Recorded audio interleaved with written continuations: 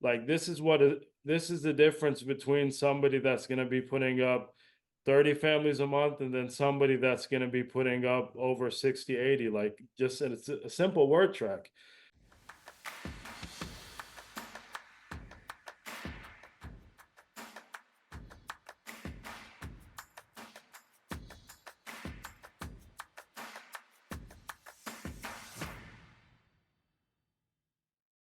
All right, hello everybody. Grady Polson, your Family First Live America. Beyond excited to have Ronnie Salem on with us, joining us from Pennsylvania, Philadelphia. Yes, sir. Philadelphia. I imagine an Eagles fan. Of course. Of course, right? You gotta love. Hey, believe. We gotta believe. But all around good guy. I mean, his backstory. The first time I heard it, my jaw dropped because I've got a marginally unsuccessful business background as well. And when I Yep. saw this industry as well, I go, okay, so hold on. You've got leads, you've got high commission rates. I can earn renewals. I can build a team, and the sky's the limit. Okay, and to hear your story on what you did to I'm gonna let you share it, but to hear the belief you had in this opportunity, but the belief you had in this industry and what you've done so far is incredible. And it's just a message everyone needs to hear. But on top of it, you are a Hall of Fame producer. You're protecting over 40 families a month. You just got back from the cruise, and there's no doubt you're going to qualify for the retreat coming up next year. And you're building a team at the same time while married and three young children. So if anyone's got excuses, they're on the screen wearing a hat right now, but they also don't make excuses. They go out there and make it happen. So beyond excited to have Ronnie on with us today. Everyone drop a RS in the chat below. Show Ronnie some love. And how are we doing today, brother? Thanks for the intro, man. It's going to be a great call with that type of intro. That's for sure. For sure, man. Well, I'm just excited to have you on. And when I first met you in Vegas, I was like, Zach, who's this guy? And well polished, well spoken, suit, the shoes. I mean, I was like, okay, let's. And then you spoke, and I was like, okay, this guy. This is why.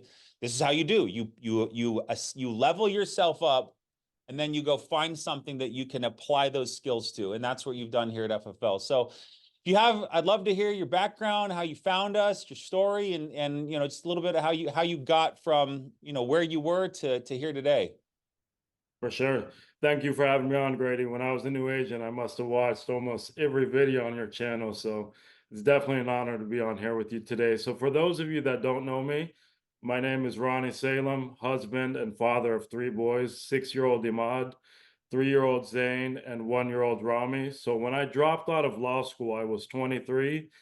Crazy story. So I ran into a business, and after making a couple 100,000 before turning 23, I knew I wanted to be my own boss, and entrepreneurship was the route for me. So, for the record, I wasn't selling drugs or doing anything illegal. I was extreme couponing high-end salon products. It was really random. So, in that business, I used to be on the road a lot, traveling for sometimes 4 to 6 weeks at a time.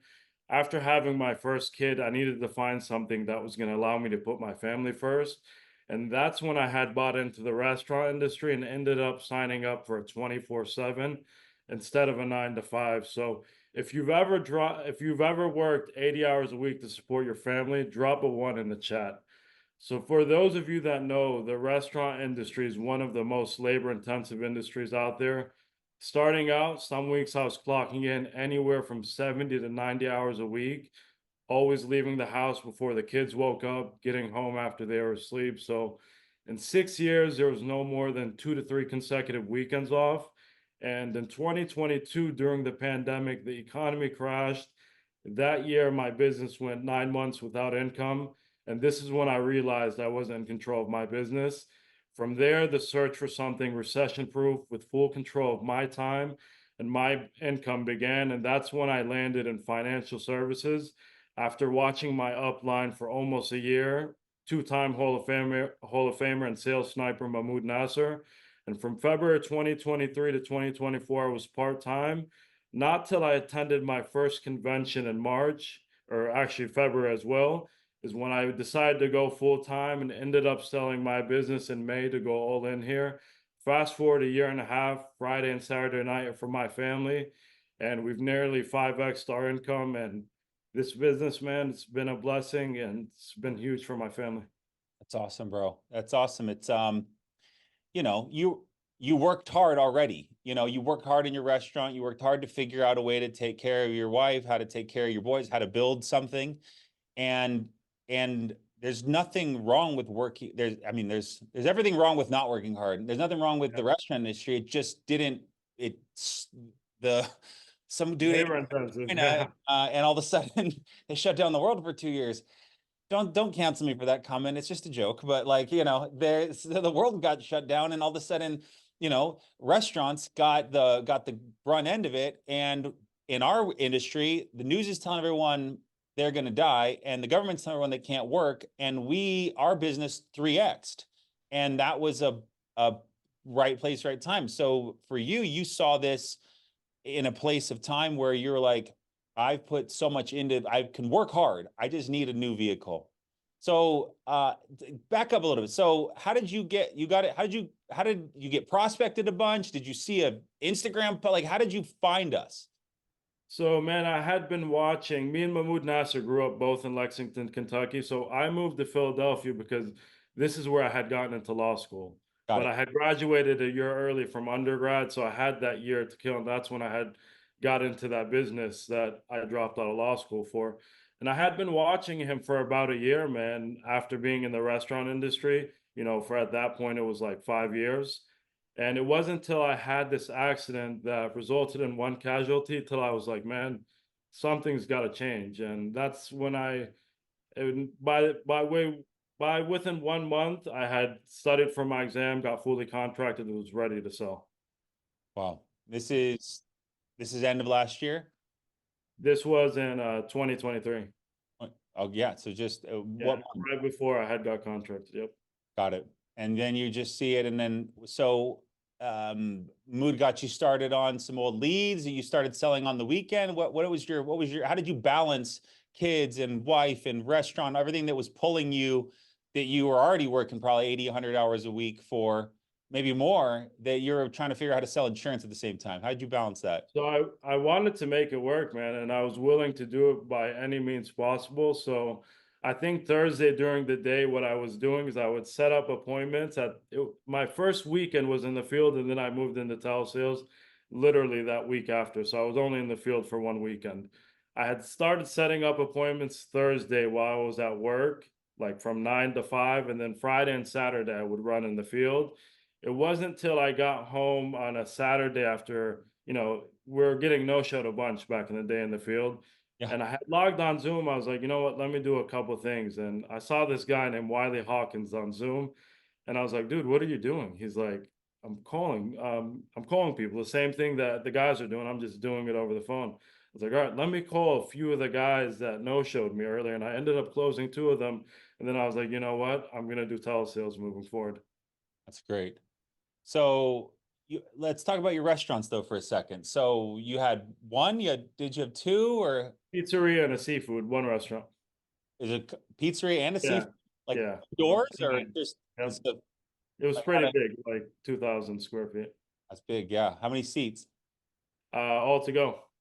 All to go. Okay. Yeah, So it's you really so it's big. Friday, so you had managers that could work the Friday. I mean, because Friday and Saturday are usually the biggest, busiest shifts in the restaurant. You got everything set up, you good staff.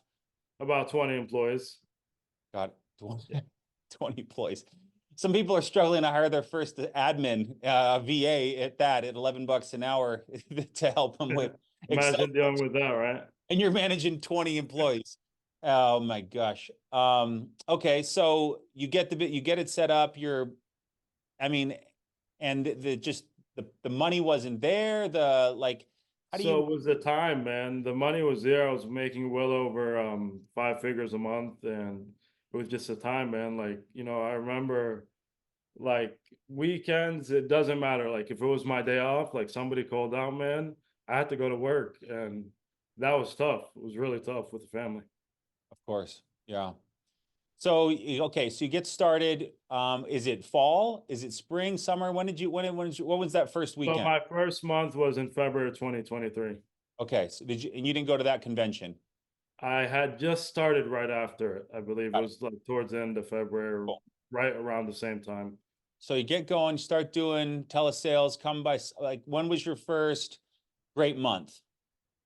So during my first year, I was super part-time, but I was always putting up 20 to 30 families a month. Okay. It wasn't till attending my first convention is where like I'm ready to go. Like I'm going all in. I'm fully serious. I've seen what I need to see.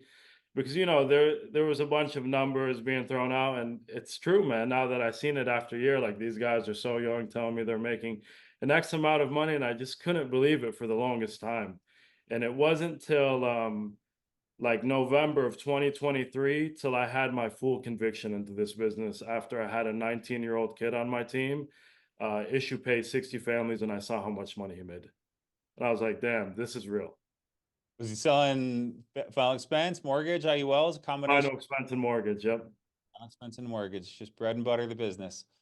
So, okay. When did you start recruiting? So, because if you had a guy on your team by November, who were you talking So to? I had recruited my first four guys within 4 months of starting, and then I really started picking up the speed after convention when, I was like, it's time to scale out of what I was doing, and I'm ready to go all in on this. And after sitting down with my mentor and like hearing where he started, and that's where I ended last year, I was like, okay, it's possible to where I want to get to in this year.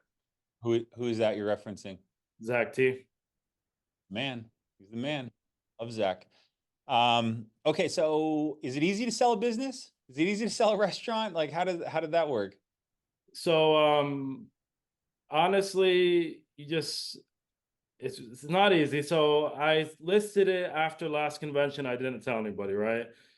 Right before that Vegas conference, I got an offer. Like it was literally a week before the conference, and it was done. So it was like a 3 or 4 months time frame. You have to hire somebody, give them a percent.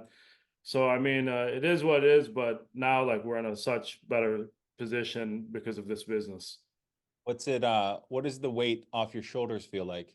A ton, man. Like not having to be trapped into a brick and mortar square all day, and having full control of my time, and the people that I'm dealing with now are succeeding at a high level. So right after convention, we went to Sean's house, and he told me something that helped me figure out why I felt the way I did with some of my employees in the restaurant. So over the years, like I've dealt with a lot of great people. Some of my cooks were with me like for 5 years at some point, and I felt like this sense of ashamed that I couldn't take them to the next level.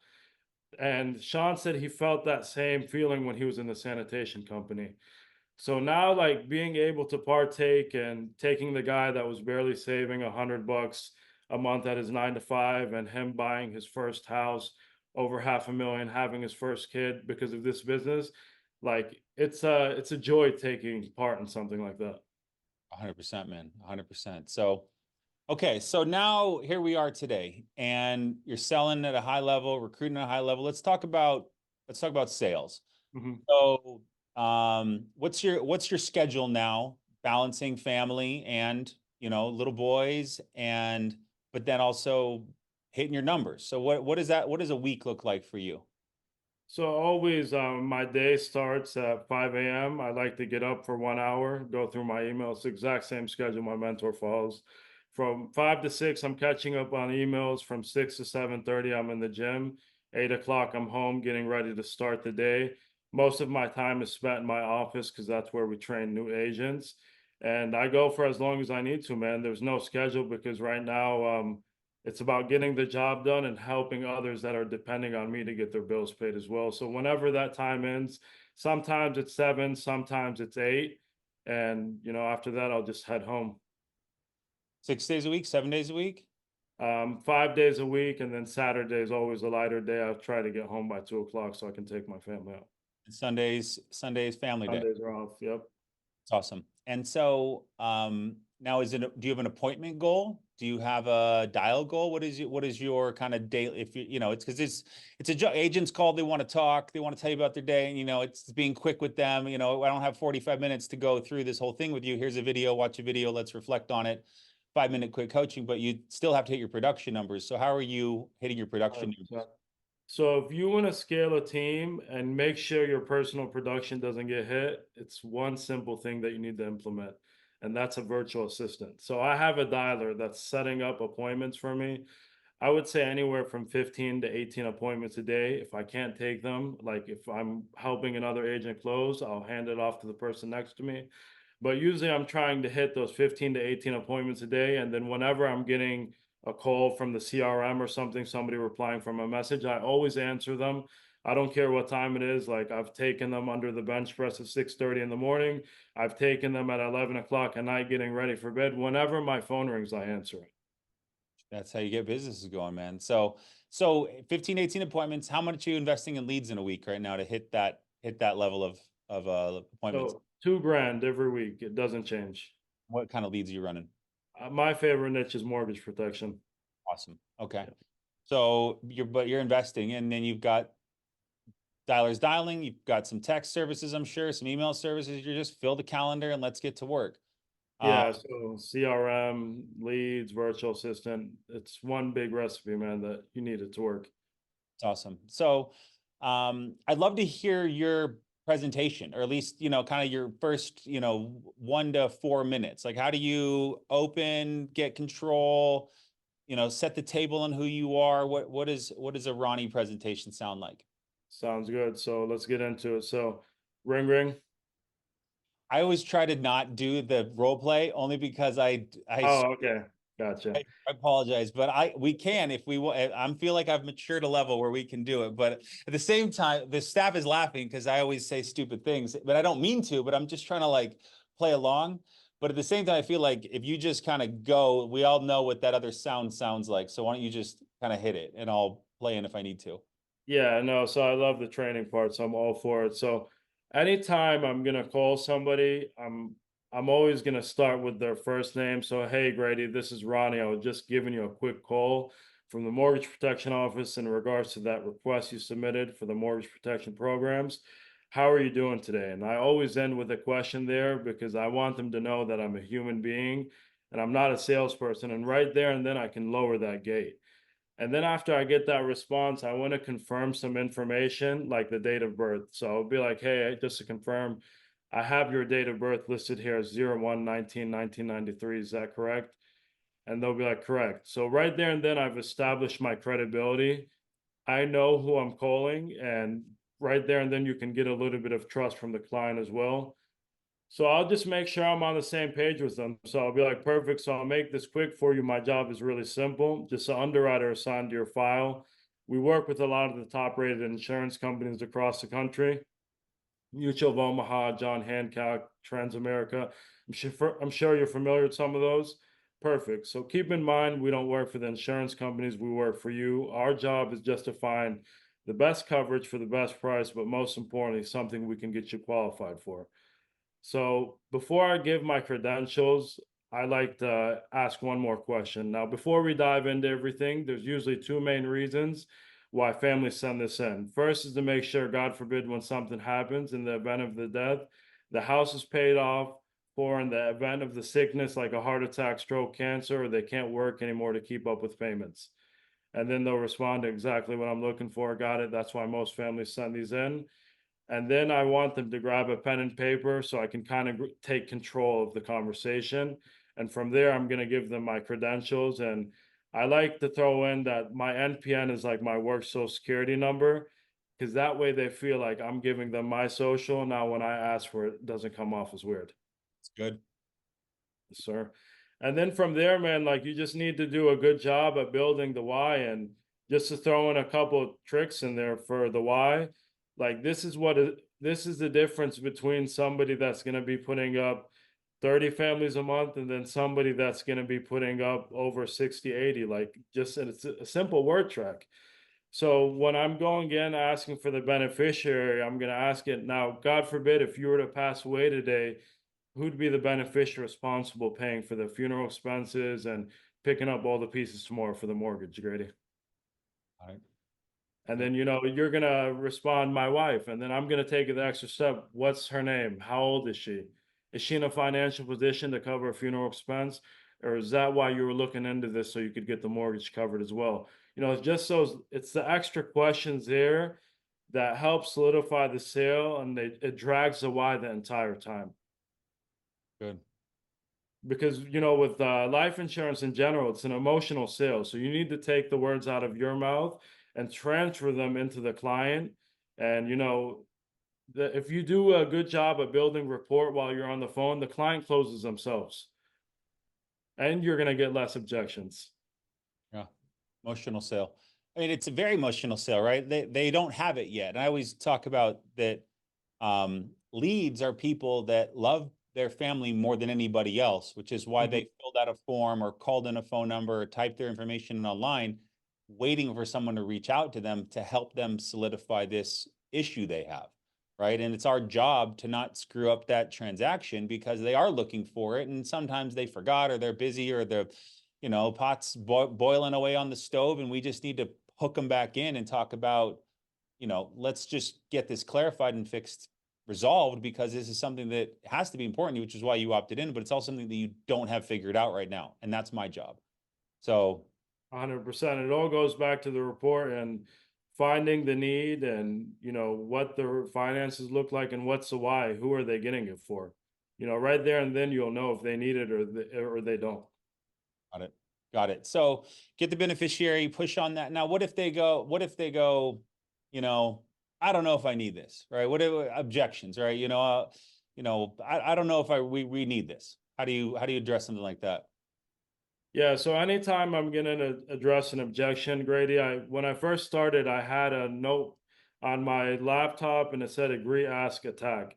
A year later, I came up for that method, a name for that method. It's called the triple A method. So anytime I'm gonna respond to an objection, it's gonna be one or the other way. It's gonna be I completely understand or perfect. So if you're gonna tell me, hey, I don't need it, I'm gonna challenge you. Hey, Grady, I completely understand. Now, let me ask you this. God forbid if something happened to you tomorrow, what's the plan for Vanessa? I have some coverage through work. Okay, perfect. So that makes my job easier. Are you familiar with how that works? I mean, I got it set up when I started my job, and Nancy at HR helped me get it set up. Doesn't it pay her when I die? Yeah, so that's actually like a rental car. As soon as you leave that job, it doesn't follow you. Do you know how much you're covered for? I think it's like 1.5 times my salary. Okay, and is that enough to cover everything you need to be covered in regards to what we discussed? The funeral expense, the mortgage, and for the kids to get by afterwards? No, that's probably not enough. It's just challenging the question. Whenever you're struggling to get through with the client, you need to ask extra questions. So whenever I'm having a hard time pushing through my script, a trigger goes off in my brain and I just light them up with questions till Okay. I get the answer that can turn the conversation. Okay. Well, I don't think we can afford this right now.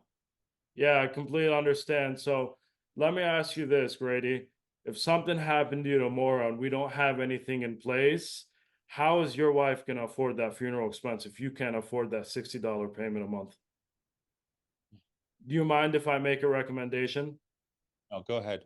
So what we could do is go with that lowest option, Grady, and God forbid something happened to you tomorrow. At least your wife is covered for some part of the funeral expense and isn't having to look around to cover that funeral expense. Does that make sense? Yeah. Yeah, There you go. So agree, ask, attack. I like that, man. That's always. Yeah. Ronnie AAA method. Okay. So you're getting through it. You're getting, say we now you gave, I like how you said, here's my NPN. It's like my insurance social security number. What if they're, how do you handle, I don't give my banking information over the phone. Of Hey, I completely understand, Grady. So, have you ever given out a check before? course. Yeah, so that routing number is the same number that number is the same number on every check. The reason that we ask for the check is because the reason we ask for the routing and account number because it's the most secure method of payment. Nobody could go on an online shopping spree with that routing and account number, and that's the reason that the carrier would prefer to take that method of payment over, anything else, for example. Okay. I don't give my social security number over the phone. Hey, I completely understand, Grady. So the reason that they ask for the social is that's how they're gonna confirm your medical records. Does that make sense? Okay. Why do they And then, need why do they need to look at that? so if you give me a pushback after that, why do they need to look at that? Because the carrier needs to make sure that you're not on hospice or you're about to die or something crazy like that tomorrow. And then if they give me another So I'm always ready for 2 or 3 pushbacks on each objection. If they push me back again, I'm like, "Hey, Grady, so that number is gonna be the only number on your death certificate, and that's how your loved ones are gonna get paid out. Does that make sense?" And if you can't get through after that, all you need to do is send a picture of the screen. "Hey, Grady, do you see your name in the top right? Do you see the name of the carrier in the top left?" Show them that you're looking at something and make them feel comfortable. It's good, man. That's very good. That's awesome. Okay, so you're rolling through it. We've built some rapport, we've covered some objections, and policies rolling. What are we saying to close out? What are your killing off other agents following up? How are we solidifying the sale that you're their broker? Any takeaways or follow-ups? You email, text, send thank you cards. Wiley sends flowers. I always loved when he told me that. I was like, that was great. So I try to share any policy over $100. Wiley sends flowers to. I was like, Yeah, that's a good one. He's told me about that. So yeah. honestly, this is where the magic is in the script. If you want a high persistency, for America, for example, I'm right over 93. Most carriers like over 85. Listen, So this is the main part of the script, honestly, and this is how you lock down your sales. So right at the very end, I'm gonna go. So Grady, everything is fully submitted and approved at this point. Couple things to recap. The coverage we applied for was 100,000, and the name of the insurance carrier was Mutual of Omaha. This number we're talking on is my direct line. It's the same number my mom calls me on. So anything you ever need in regards to this coverage, I'm always the first person you can reach out to. I'm just a phone call or text away. Lastly, this is important. We always contact the Department of Insurance in the state and let them know that we had completed the request and submitted an application. The reason we do that is because it should remove you from any kinds of list of solicitations about this coverage. So no one will ever contact you about this coverage other than myself or the carrier asking you for any personal information, okay? But with the internet these days, you'll still probably get some calls, but none of them will be in regards to what we did. So if they say they're my manager, it's incomplete, due for review, it's just a line of crap from some telemarketer trying to pull a fast one on you. Okay, we know this coverage is important for you, and I don't want to see some random person mess up the coverage for your family, right? wow. Did you come up with that? Yep.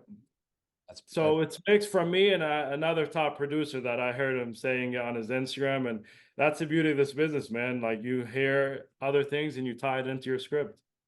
drop a Y in the chat below to show Ronnie from some love for dropping that gem. 93% persistency, guys. That is, I mean, you probably got an award somewhere. Your picture might be up in the hallways of America because I don't, they told me I have some award at the end of the year. I'm not sure what it is, but I saw him at a lock-in not too long ago. that's awesome, man. So that's great. I mean, and it's all true, right? This is a great policy. I'm your guy. Anyone else is just going to mess it up, right? Yeah. So how do you say that in a more eloquent term? Ronnie just gave it to you. So if you're watching, rewind and write it out and learn it. But this is why you should the call, guys. This is to learn the magic words that top producers share in order to make protect families, but also keep that protection on the books, which is just keeping cash in your pocket and your family's bank account because family wants to be protected and there's no need for the policy to get messed up with some agent trying to save them $1 or something because Mutual America, we have great carriers. So I love it, man. So after that point, what do you do? How do we Right after that, I'm asking for a referral. That's the key. So that's the key to keeping everything on the book. Is because think about it. When Grady gave me a referral from his aunt and his cousin, he's not going to think about canceling that policy because of all the people he's led to me. And then from there, it's just a referral circle. You ask for a few from there and a few from there, and we have disposition set up after we disposition it sold, reminding the client about the referral program 15, 30, 60 days after. That way you're constantly asking for them. what is your referral program? Do you give them an Amazon gift Just card? an Amazon gift card, and it goes a long way, or a Visa gift card. It depends. Whatever I see in front of me, I'll just send it out. But it Awesome. goes a long way, man. And I had this lady that her name is Shannon. She's 86. She's in Illinois. She sent me her niece and her daughter, and like they sent me another 4 people, and like I've literally serviced the entire family. Just And this was, just a couple weeks ago, right before I left for vacation. It's just simply asking for that referral because you never know who might need your help and just doesn't know where to look. How do you say it? How do you, what's the, hey, as Betty, as we're closing out, what are your words for, to get those referrals? So right after I solidify my sale, so one last thing, Grady, I like to do to serve each family to the best of my ability is to be able to work within their friends and family. So I generally value the time we took in protecting what's important to you and most families like yours want to secure their loved ones as well, but might not know where to start. So we currently have a referral program, which is a digital gift card of your choice for each person that gets approved for a policy and makes their first premium. Could you think of one or two people who'd benefit from a simple chat about their coverage options? It'd mean a lot to ensure they're not left unprotected. Just as simple as that. And then right there, they're like, my buddy or my sister could probably use a review or a coverage. And okay, what's her number? Is that about how you do it? Yeah, so if I don't get an answer from there, like if they struggle, I'll just say any family, any siblings, kids, friends, old friends.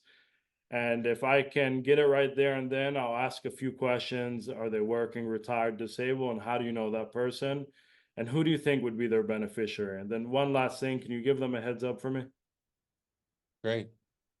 Dude, that's awesome. I mean, if you go through that much of a conversation with someone, you talk about their spouse being left, out to dry. If God forbid this policy isn't protected, we got you protected, and then you've been approved. All right. And anyone, I mean, there's so much solid, plus that tie down you showed in there about no one else should be calling you. There's so much value you add. And like the thing people, agents get excited about making money. There's nothing wrong with that, but they get excited about getting on and off the phone. And like there's a lot of trueness about sales, and that's not, we want to keep on the phone for 3 hours, but if they're on the phone for 45 and you keep them on for 49, and the last 4 minutes is you solidifying the sale and then saying, hey, I'm a professional, who else do you have that we could protect, get a few referrals, that person gives you their buddy, their sister, their niece. There's no one coming behind that's going to replace that policy or that they're going to trust more than you, because they just referred you to their. And if they don't refer you to anybody, maybe you need to tweak elements to your previous sale. But if you get referrals, that policy is not going anywhere. Yeah, And that's how you close for life, honestly. awesome. That's awesome. So then after that, we hang up the phone now. Is there a follow-up text, staff call, thank you card? What do you do? Any touch points that happen after that? Yeah, so after that, there's a follow-up text that lets them know that their policy should be coming in the next 10 to 12 business days. Again, thanking them for allowing us to serve them. And then at the 15, 30, and 60-day mark, they get the 15-day mark, we text them to make sure that they got their policy in the mail and if they had any questions. And then at the 30 and 60-day mark, they get another reminder to send over any referrals that they may have not sent over yet.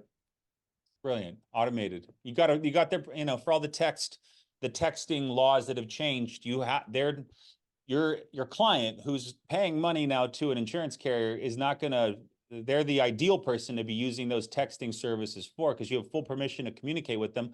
Plus they go, life progresses, right? And they go back to work or they go to a holiday event, and then you text them and they go, oh yeah, that's right. That's right. Oh, you know what? I just met with my cousin who's just in town. Hey, call my cousin. She just had a baby. They don't have insurance. I told her about the insurance I got. I forgot to, and all of a sudden, boom, you're getting referrals. Now, let's say of your 15, 18 appointments a day, you're got a lot of appointments going on. What percentage of your appointments in a day, a week, a month, whatever, are referrals? So I would say maybe a fifth of my business comes to referrals, or maybe a quarter, I would say. It depends. Like some months are really crazy. Like one month it was like 16 families just from one lady referring people from me back to back to back. Oh, referrals are they're the best leads money can't buy. That Free is leads. free leads. Free leads, guys. Everyone worried about lead costs. Call some clients you've protected and tell them, offer them an Amazon. Is it now, what are you offering them? 20, 50, $100? What is your, Oh, $20 because I know that the law is no more than 20, I believe, I think it's for most 100. states. It's called rebating. And so Yeah, Google insurance, but I believe, but if you're getting away with 20, yeah. And it's something simple. It's a $20 Amazon gift card, or some of them might ask for like a Visa gift card when I give them the heads up it's on the way, you know. That's awesome, man. Well, Ronnie, that was huge. While we finish the sales portion, what's Closers Academy? So Closers Academy is my training call that's every Thursday at 7 p.m. Eastern. It's about 100 agents in there from around Capital, and we do them every week. Today we have Calvin Wright and Steve from Transamerica talking about the new updates for their product. I love it, dude. I get it. We got some FFL America t-shirts, China. So Thank you. awesome.